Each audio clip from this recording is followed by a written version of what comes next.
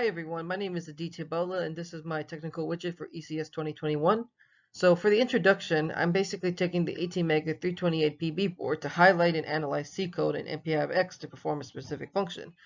To push a button to light up an LED light when it's connected from the specific ports of the ATmega328PB microprocessor board, so that it sends an input from the user's touch so that the microprocessor recognizes the specific pin registers and to be able to produce an output.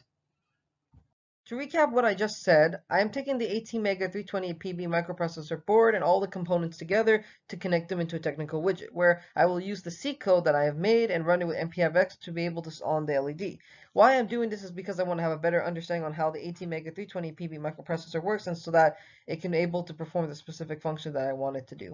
In order for the technical widget to work, all the circuit components must be connected together, such that the technical widget will be able to light an LED with the push of a button. When the button is being pressed, the LED will be on. When the button is not being pressed, the LED will be off. And when the button is being pressed repetitively, the LED flash will go on and off. For the components list, we have the ATmega328PB Explain Mini board, full-size breadboard, small-size breadboard, wires, a 220 ohm resistor, a 10 kilo ohm resistor, a blue LED, a push button, and a 3-foot micro USB to USB Type-A cable connector. So in the procedure, we're going to create the C code from npix to perform the task of lighting an LED. We're going to create the technical widget corresponding to the task using the microprocessor and the other circuit components, and then we're going to connect the technical widget to the computer using the microprocessor to see if the process works. And then in the next slides, we're going to go into in-depth knowledge on these three tasks. So for the first part of the three-step plan, from my C code, I defined a CPU clock speed about 60 megahertz. I included the functions for the header file where the AVR device-specific input-output definitions and the util delay.h to allow the permission of the CPU clock speed to run. Then I have defined 3 macros for setting up the LED functions to turn on and off at port C0 of the ATmega328PB board. Then from the main method of the code, I set my output as the LED for port C0, and the push button as my input for port C5. Next, we have an infinite while loop for which when the condition that if the pin C5 is high, the solid LED will turn on, and the button as the button is being pressed, if the button is let go, the condition will turn false and the LED will turn off and pin C5 is low. Now these red arrows indicates the code data acquisition when its values of addresses in the data direction register for the ports and pins to change. So for example, the first red arrow shows when the code gets to the specific line, the DDRC0 indicates that the solid LED has been set.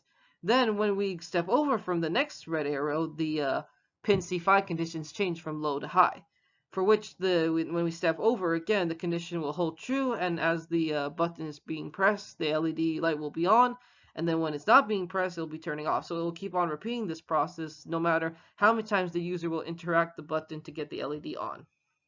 So here we have the machine C code and its disassembly form. This process is similar to the previous slide. It's just that in the assembler form, certain addresses will be set by the assembler instructions to perform different commands while the data is being transferred within the ATmega328PB microprocessor. As we see in the assembler code, the CPU is reading the 8-bit addresses while it's performing the specific task.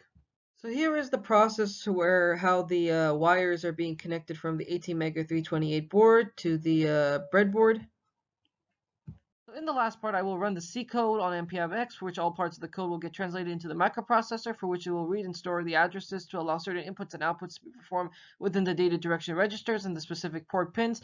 And that will be translating the C code into binary code, which once that process is done, the code will perform the specific task, which will be shown in the next slide. PC5, PC0, here's my test. So if I hold it, it'll stay on. If I let go, it turns off. Turns on, turns off. And if I want to click it faster, obviously I can make it like... So the technical widget is able to perform all system specifications. And now here I have 2 graphs that represents the following tests. The first test represents the LED being on for a longer period of time.